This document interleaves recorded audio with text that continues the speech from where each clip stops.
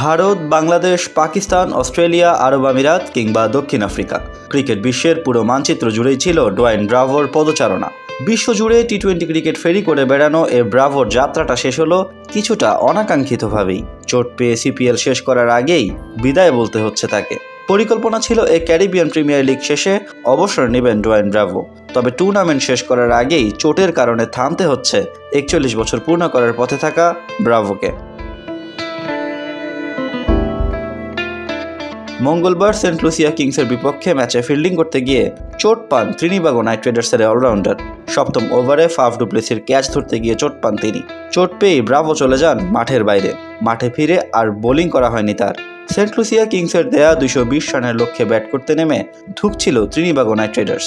মাত্র 56 রানেই তারা হারিয়ে ফেলে 6 উইকেট। তখনও ব্যাট হাতে নামেননি ব্রাভো। একদম 11 নম্বর ব্যাটার হিসেবে মাঠে প্রবেশ করেন তিনি।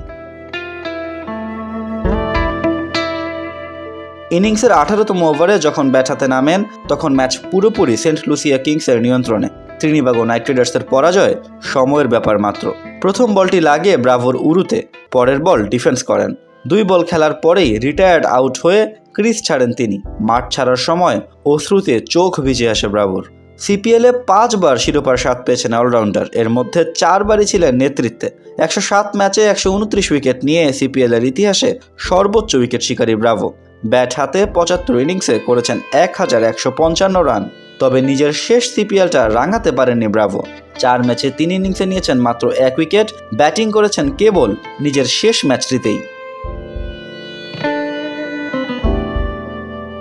খেলেছেন যুক্তরাষ্ট্রের মেজর লিগ ক্রিকেট, বাংলাদেশের বিপিএল, ভারতের আইপিএল, পাকিস্তানের পিএসএল, অস্ট্রেলিয়ার বিগ ব্যাশ লিগ, ইংল্যান্ডের ভাইটালিটি ব্লাস্ট, সংযুক্ত আরব আমিরাতের আইএল টি20, দক্ষিণ আফ্রিকার এমএসএল সহ নানা লিগে। 582 ম্যাচের বিশাল টি20 ক্যারিয়ারে তার উইকেটের সংখ্যা 631। টি20 ইতিহাসের সর্বোচ্চ উইকেট শিকারী বোলার তিনি। ব্যাট হাতে করেছেন 6970 রান। টি20 ফরম্যাটে 5 শতাধিক উইকেট ও 5000-এর বেশি রানের মালিক তিনি ছাড়া আর কেউ নন।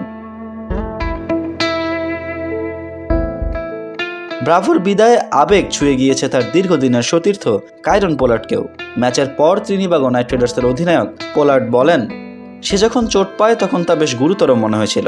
সে 11 নম্বরে ম্যাচ জেতার জন্য ব্যাট করতে আসেনি, চোটের তীব্রতাটা বুঝতে এসেছিল। আমি জানি না এটাই তার শেষ হতে যাচ্ছে কিনা, কিন্তু দলের পক্ষ থেকে তাকে ত্রিনিবাগো নাইট রাইডার্স এবং পুরো বিশ্বের জন্য যা করেছে তার জন্য ধন্যবাদ বলতে চাই। আজমল তানজিম, বিটি ক্রিক টাইম।